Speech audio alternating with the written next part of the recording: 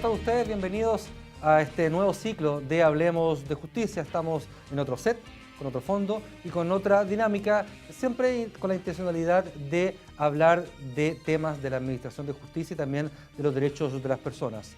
Hoy, 9 de agosto, se conmemora en todo el mundo el Día Internacional de los Pueblos Indígenas y esta va a ser la temática de hoy en Hablemos de Justicia. Como siempre, les recuerdo que la mayoría de las preguntas que vamos a revisar y que van a ser contestadas por nuestros expertos en estos próximos 20 minutos han sido conseguidas, han sido rescatadas de las redes sociales del Poder Judicial porque ustedes, los usuarios, las han hecho. Les quiero invitar a ver una nota introductoria y a la vuelta les presento a los dos invitados.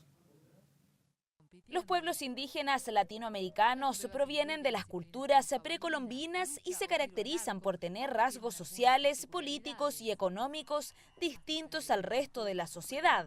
Sin embargo, hay un factor que los une. Han sido excluidos y en ocasiones explotados por sus colonizadores. Para la Organización de las Naciones Unidas, los pueblos originarios son una de las agrupaciones humanas más marginadas del mundo. Por la misma razón, desde 1993, la organización decidió proclamar el 9 de agosto como el Día Internacional de los Pueblos Indígenas. Pero la historia comenzó años antes, cuando en 1982 la Subcomisión de Derechos Humanos creó un grupo de trabajo destinado a tratar los temas de este grupo humano y preparó un proyecto para que los aborígenes tuvieran derechos reconocidos universalmente. En 2007, la Asamblea General aprobó la Declaración de las Naciones Unidas sobre los Derechos de los Pueblos Indígenas. Este año se cumplen 10 años de su conmemoración. En él se establecen los derechos personales y colectivos, entre los que se encuentran admitidos su cultura, empleo, identidad, idioma, salud y educación. Adicionalmente, en el año 2000 se creó el Foro Permanente para las Cuestiones Indígenas, que tiene como objetivo estudiar los temas relacionados con los primeros pueblos y sus derechos en todo ámbito. Una temática que con altos y bajos también es desarrollada en Chile. Principalmente enfrenta a confrontaciones políticas sobre la aplicación de la ley vigente y su coexistencia con el derecho consuetudinario, concepto conocido como autodeterminación de los pueblos. ¿Qué desafíos mantiene Chile para mejorar su relación con las distintas etnias existentes a lo largo y ancho del territorio nacional? El Día Internacional de los Pueblos Indígenas, el tema está planteado. Les quiero presentar a los dos invitados de este programa. En primer lugar, don Rodolfo Medalla, juez presidente del Juzgado de Familia de Huin. Así es. Muchas gracias, magistrado, por estar acá. Gracias a ustedes. Y también Salvador Millaleo, académico de la Facultad de Derecho de la Universidad de Chile. Un placer estar acá. Muchas gracias. Como les contaba en la introducción, este es un programa que es interactivo y que trata de rescatar las principales inquietudes de la ciudadanía. Los quiero invitar a ver la primera pregunta que usuarios de redes sociales del Poder Judicial nos hicieron. La pregunta es, ¿por qué los pueblos indígenas tienen o pueden tener un día internacional? Profesor, le dejo la respuesta a usted. Bueno, básicamente, como sucede con otras efemérides, la comunidad internacional trata así, de otra manera, junto con otras maneras de recordar lo importante que es para la humanidad que existan pueblos indígenas y sobre todo que sigan existiendo como indígenas, cosa que no está en absoluto asegurada. Los pueblos indígenas, y recordar esta nota que vimos recién, se ha generado por Naciones Unidas un ordenamiento jurídico especial, un conjunto de derechos humanos especiales, que no son privilegios, sino es para asegurar que no se extinguen. Entonces, es por eso que existe un Día Internacional y por eso que existen estos derechos especiales para los pueblos indígenas. Sí. Magistrado, la relación de la justicia con los pueblos indígenas, con los integrantes de las diferentes etnias de nuestro país, ¿cuál es el balance que hace usted en este Día Internacional? Bueno, yo estimo que hay una deuda, ¿no? O sea, nuestro sistema judicial se ha visto objeto de grandes transformaciones en los últimos 10, 12 años, ¿cierto? Con la introducción del sistema de oralidad, ¿cierto? Y de mediación. Pero evidentemente hay ciertas, ¿cómo decirlo? Cierta lentitud en hacer carne esta especificidad que tiene la problemática indígena en cuanto a comunidad cultural distinta, con formas de resolver los conflictos sociales de distintas formas. Cosa que reconocí en el convenio 169 en cuanto a aplicar ciertas formas ancestrales de resolver problemas, adaptar la justicia nacional a eso.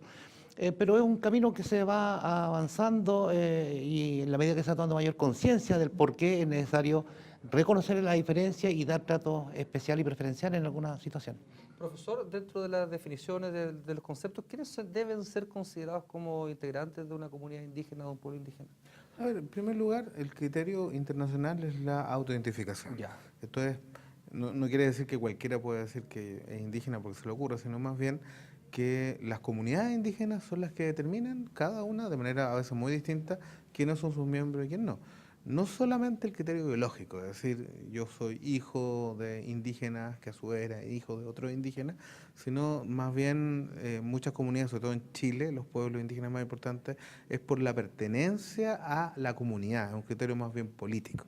Es decir, que si yo soy parte de una comunidad, si la comunidad me reconoce como parte, yo soy indígena. Por ejemplo, las esposas de indígenas son reconocidas como parte de comunidad y pasan a ser indígenas también, aunque pueden ser extranjeras, en fin, o los, digamos, los cónyuges de mujeres indígenas también.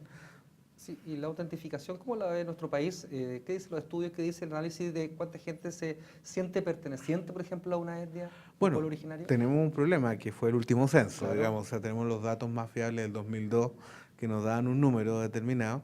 Las encuestas que hacen, pero que son encuestas que son de muestras, no son totales, nos dicen que es alrededor de, es más de 1 millón de personas.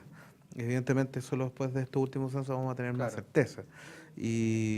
Bueno, hay un problema ahí que también nuestros pueblos no son pueblos que vivan solo en el territorio de Chile. Los pueblos mapuches viven en el territorio de Chile y Argentina, el pueblo aymara, Chile, Argentina, Perú y Bolivia, en fin. Entonces, la población es más grande de la que está en Chile. O sea, en Chile serían 1 millón de mapuches, pero en Chile y Argentina serían como 1.500.000, algo así. Se multiplica. Vamos a la siguiente pregunta de redes sociales para ver qué es lo que nuestros usuarios quieren saber de ustedes. Pablo Torres, consulta.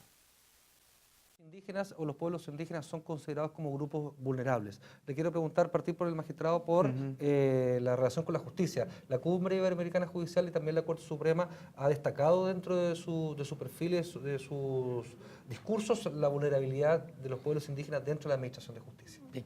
O sea, un asunto básico es que los sistemas jurídicos se construyen a partir de los grupos sociales dominantes. La esencia, digamos, de los grupos, y reconocer la particularidad indígena implica reconocer a grupos sociales que fueron dominados por otros grupos que ocuparon los territorios que ellos se desarrollaban, Claro. e imponen su visión del mundo, su cultura, sus instituciones sociales.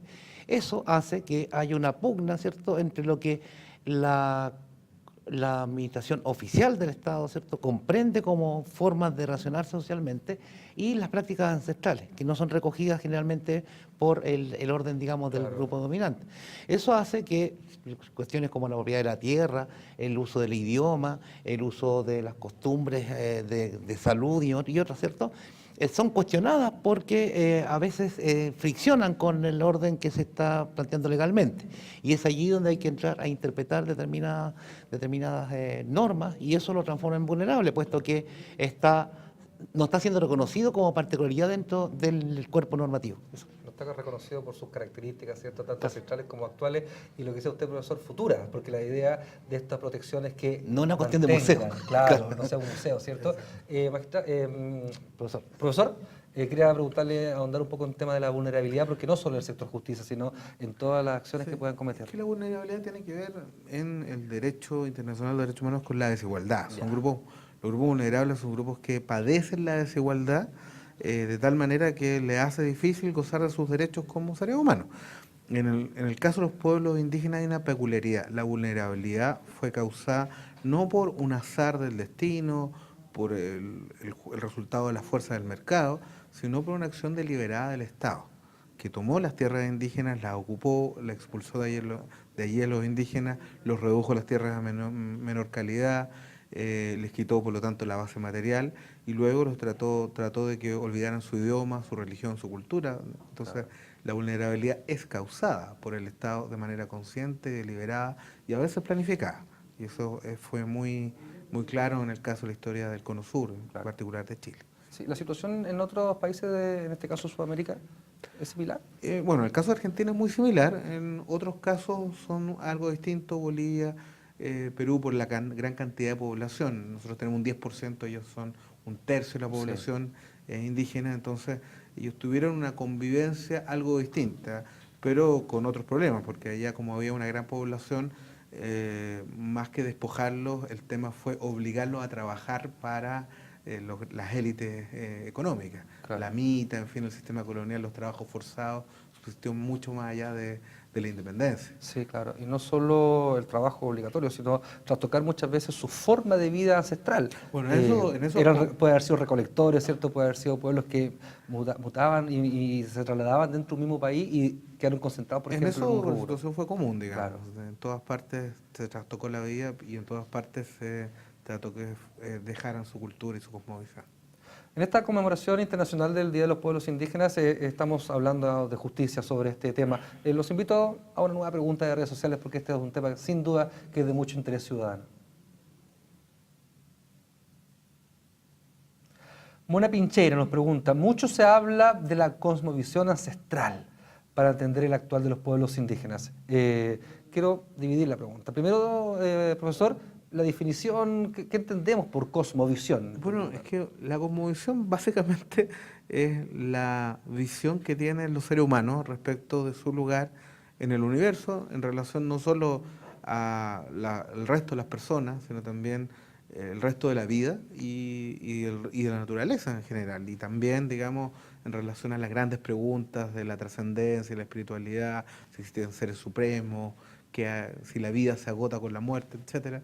Todo eso es lo que responde a una cosmovisión. Nosotros estamos acostumbrados en el mundo occidental que eso lo responden las grandes religiones de salvación, como el cristianismo. Así es. Pero esas son formas de cosmovisión. En el caso de los indígenas tienen una religiosidad propia, que es su cosmovisión, su visión de mundo, de sociedad, de interacción con la naturaleza. Y de justicia.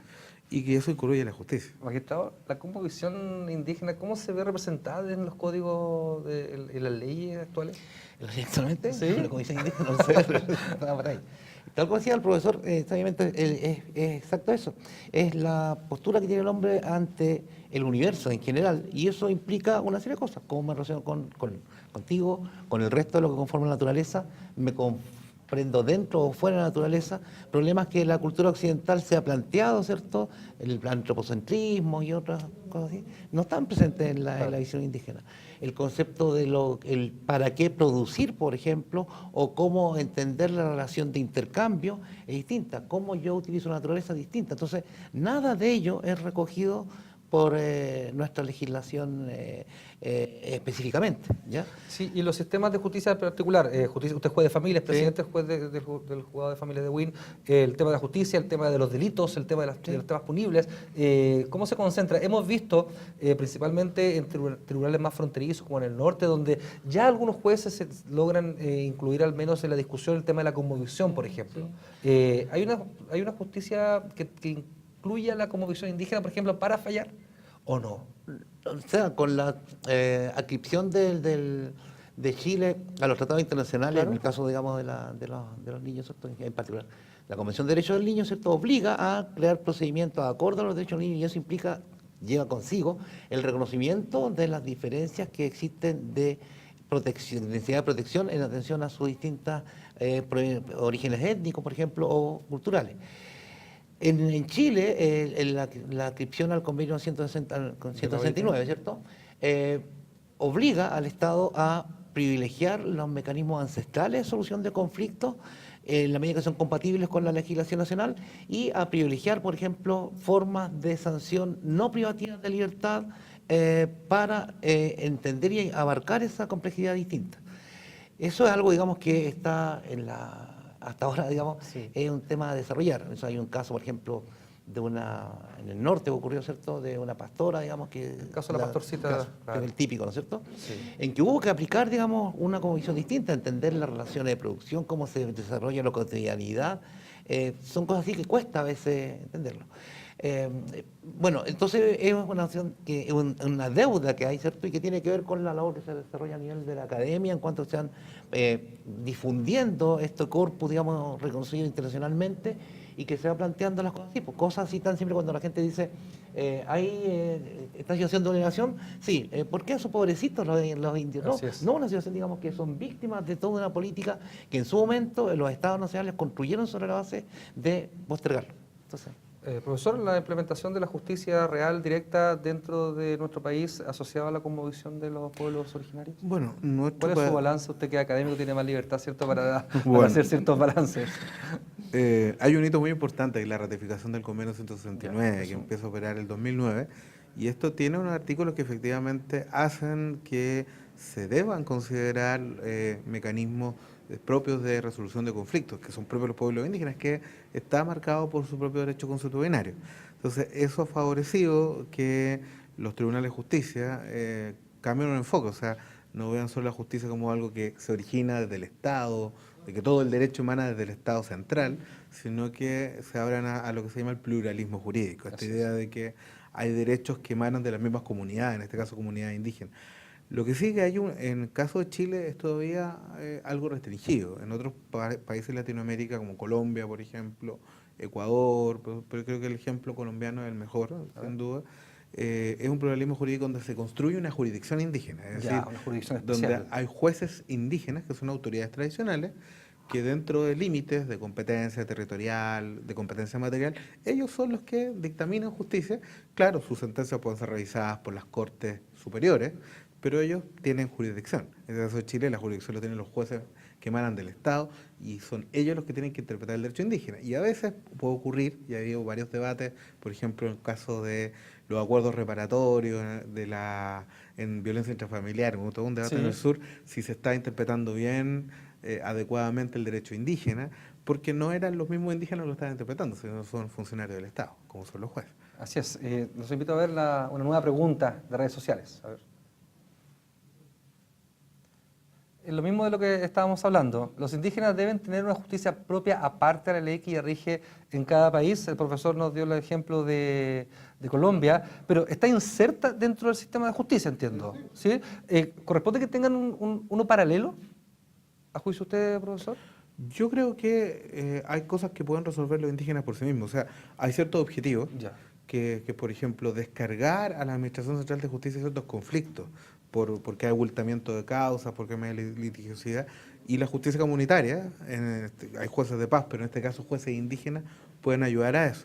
Segundo, en ciertos conflictos, como índole penal en delitos comunes, la justicia indígena efectivamente puede aplicar medidas que cumplen mejor los objetivos del derecho penal. Más drásticas. Claro, que son la justicia restaurativa, que es devolver a la persona a su comunidad, personas que hacen una ofensa a la comunidad, pueden con la justicia indígena integrarse mejor. De hecho, en Nueva Zelanda, el sistema de justicia juvenil, penal,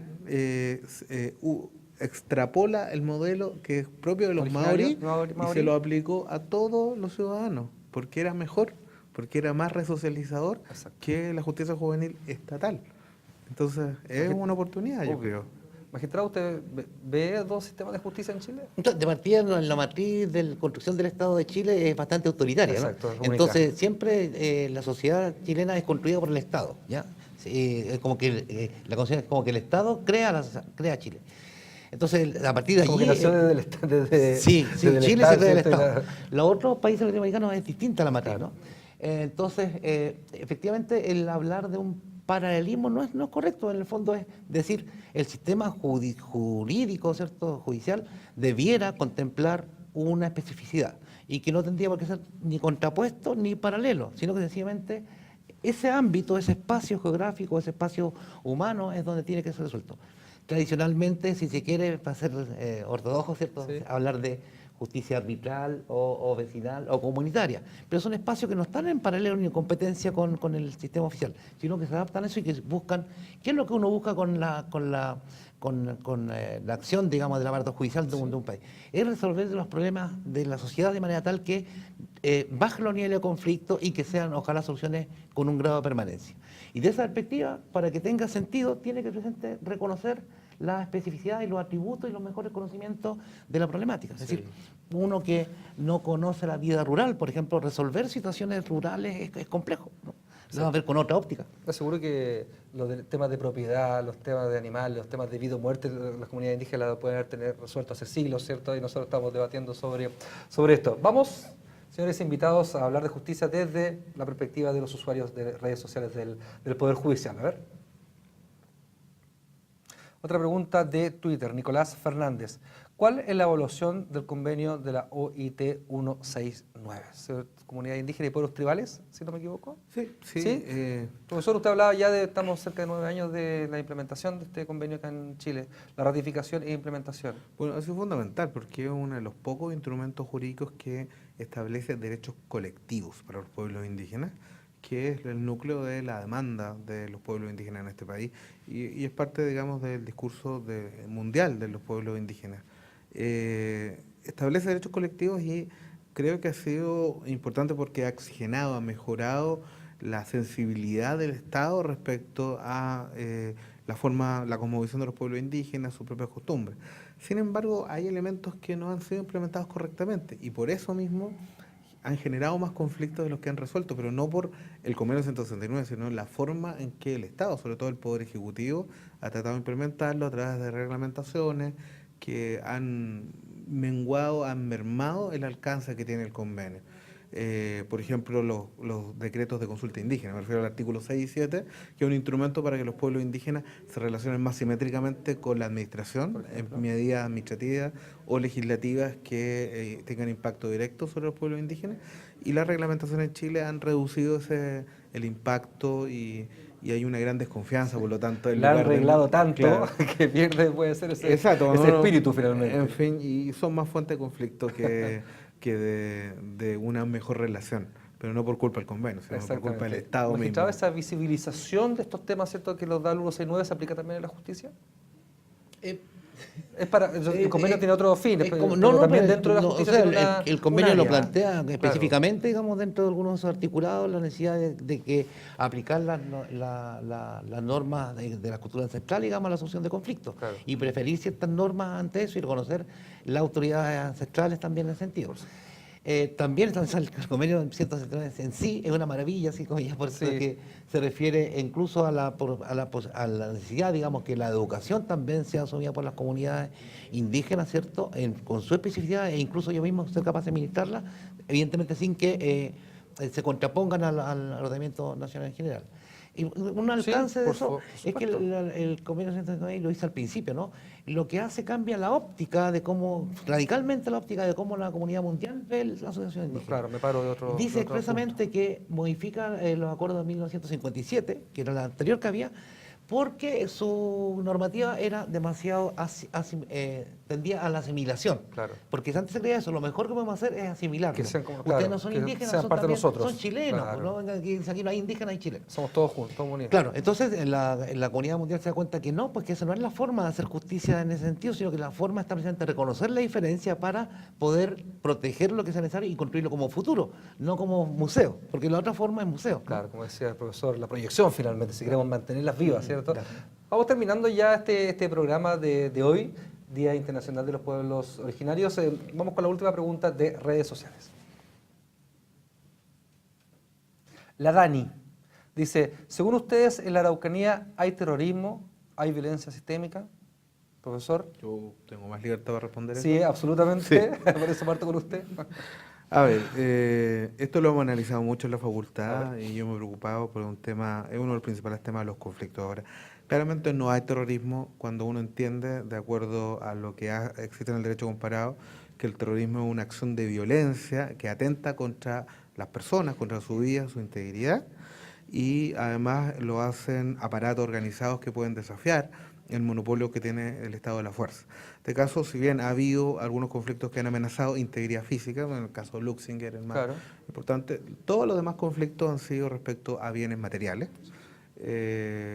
Segundo lugar, no se ha comprobado nunca la existencia de un aparato organizado similar a la ETA, a Al-Qaeda, en fin, a grupos terroristas, sino que son grupos circunstanciales que ejercen niveles de violencia política, es decir, hay una motivación política por reivindicaciones, pero no alcanzan el nivel de terrorismo y por lo tanto, tal como lo dijo la Corte Interamericana, la aplicación de la ley antiterrorista, como dice la Corte Interamericana de Derechos Humanos, ha sido desproporcionada, ha sido, digamos, discriminatoria y genera, digamos, cuando se aplica la responsabilidad internacional del Estado de Chile en materia de derechos humanos. O sea, no corresponde y en lugar de solucionar un conflicto, lo agrava, lo crea, lo multiplica. Sí. Magistrado, no le quiero preguntar sobre la... No, pero ¿O no, puede? no sé, es que yo como juez yo no puedo aventurar juicios sobre casos concretos que me puedan llegar Exacto. a mi conocimiento. Pero sí el caso concreto cuando la judicatura conoce respecto de la existencia o no de delitos con el carácter terrorista o no, evidentemente uno se va a plantear una serie de elementos como la Corte Interamericana de Derechos Humanos ha recogido, ¿cierto? Pero también está el tema de que uno debe entender y recoger la norma. Es decir, si hay un convenio 169, ¿cierto?, que establece cuestiones expresas respecto a cómo administrar la justicia en sectores determinados de la sociedad, ¿en qué medida se está cumpliendo?, ¿no? Entonces, yo, en la medida que no se cumple con eso de reconocer la identidad de la tierra, la identidad de territorio, hay una situación, digamos, que excede el campo meramente jurídico y tiene que ver con un problema de la sociedad, del sistema social chileno y la responsabilidad del Estado, de los operadores del Estado en su conjunto respecto de cómo resolver ese problema. El que tengamos que estarlo resolviendo a través de los tribunales fundamentalmente, porque es la forma en que se mediatiza. Claro. ¿Es terrorismo o es causal, digamos, legítima? No es la forma de resolver un problema de esa magnitud. Mucho antes. Debe ser de otro plano. O sea, los tribunales de justicia debemos llegar como última ratio, la última solución, cuando no hay otra posibilidad. Pero esto debe ser resuelto a nivel de la sociedad. Debe ser que una discusión política, finalmente, política cultural. Por último, magistrado, profesor, hace pocos días hubo una actividad del Palacio de la Moneda, encabezada por la Presidenta de la República, en donde se anunció una serie de cambios legislativos y también de reivindicación de los derechos de los pueblos ancestrales. La mirada, como académico y experto, que tiene usted de estos anuncios. A ver, creo que haya pedido perdón es importante. Sin embargo, creo que hay mucho que hacer. O sea, las medidas que anunció creo que todavía son bastante, digamos, modestas para lo que se requiere hacer. Anunció un reconocimiento constitucional, eso es muy importante. Sí. Ahora, creo que lo crucial es que ese reconocimiento esté en sintonía de lo que los pueblos indígenas quieren. Y lo que se reveló en el proceso constituyente indígena, cuando participaron comunidades consultados por eso, es que el Estado de Chile reconociera de una vez por todas que es un Estado plurinacional. Y esto significa que reconozca la autodeterminación interna y el derecho a la autonomía de los pueblos, tal como lo dice la declaración. Y luego que a partir de ese reconocimiento haya una nueva política de tierras, nuevas políticas más participativas y haya un nuevo enfoque al conflicto. Yo creo que el conflicto, como decía el magistrado, no se puede resolver por vía judicial, sino que hay que negociar. Y hay que negociar aplicando quizás medidas de justicia transicional, no la justicia ordinaria, sino una justicia a partir de una negociación que nos lleve a una paz con derechos humanos y donde se reconozcan por fin los derechos de los pueblos indígenas. Magistrado, para terminar, no le quiero preguntar sobre el anuncio presidencial, pero ¿qué mejoras podría tener dentro de la Administración de Justicia y dentro del Estado para que ellos tuviesen una mejor participación dentro de la justicia que parte del Poder Judicial? Yo creo que, por ejemplo, tratar de hacer efectivos los principios que están contenidos en el convenio 169. Ya, o sea, la receta más o menos... Sí, o sea, es cosa, o sea, no es cosa de, pero una vía importante está una pauta, digamos, sobre la cual elaborar y crear, digamos, de acuerdo a nuestra realidad. Muy bien. 9 de agosto, Día Internacional de los Pueblos Indígenas. Quiero agradecer a las personas que preguntaron vía redes sociales del Poder Judicial y quiero despedirme de los dos invitados de este programa Hablemos de Justicia. Rodolfo Medalla, juez de familia de Buin, y también el profesor Salvador Millaleo, académico de la Facultad de Derecho de la Universidad de Chile. Muchas gracias. Muchas gracias a los dos. Muchas gracias. Por mi parte me despido, nos encontramos en un próximo capítulo de Hablemos de Justicia e invito a los usuarios de redes sociales del Poder Judicial a estar atentos para poder hacer todas las consultas que quieran para los próximos capítulos de Hablemos de Justicia. Hasta pronto.